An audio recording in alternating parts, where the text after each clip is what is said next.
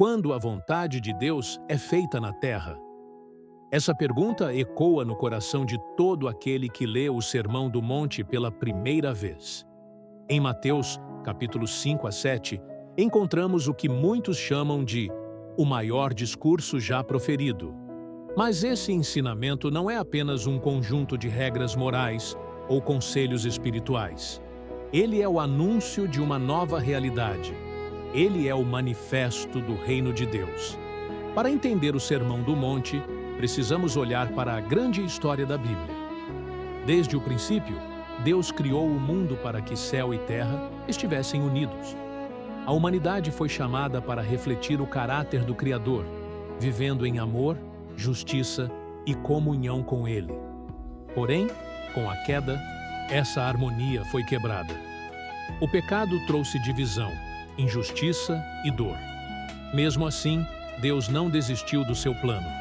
Ele chamou Abraão, formou um povo, libertou Israel do Egito e fez uma aliança no Sinai. A lei foi dada como um caminho para que aquele povo vivesse de maneira diferente, refletindo a santidade de Deus diante das nações. Mas, ao longo da história, Israel falhou repetidamente. Os profetas, então, anunciaram uma esperança.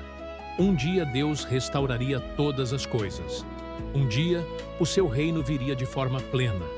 É nesse contexto que Jesus surge proclamando: arrependam-se, porque o reino dos céus chegou. Essa declaração é revolucionária. Jesus não está falando apenas de um lugar para onde iremos depois da morte. Ele está anunciando que o governo de Deus está invadindo a história humana. O reino começou. O Sermão do Monte é a explicação de como é viver nesse reino. Jesus inicia com as bem-aventuranças. Ele redefine quem são os verdadeiramente felizes. Não são os poderosos, os ricos ou os autossuficientes. São os pobres em espírito, os que choram, os mansos, os que têm fome e sede de justiça, os misericordiosos, os puros de coração, os pacificadores. O padrão do reino é completamente diferente da lógica do mundo. Em seguida, ele afirma que seus discípulos são o sal da terra e a luz do mundo. O sal preserva e dá sabor. A luz dissipa a escuridão. Isso significa que aqueles que vivem segundo o reino não se isolam, mas influenciam. Sua vida se torna um testemunho visível da realidade de Deus. Depois, Jesus fala sobre a lei. Ele declara que não veio abolir, mas cumprir. Porém, ele vai além da interpretação superficial. Não basta evitar o assassinato. É preciso lidar com a ira no coração. Não basta evitar o adultério. É necessário tratar a intenção interior. Não basta amar quem nos ama. O chamado é amar até os inimigos. O reino transforma de dentro para fora. No capítulo 6, Jesus trata das práticas espirituais. Ele fala sobre dar esmolas, orar e jejuar.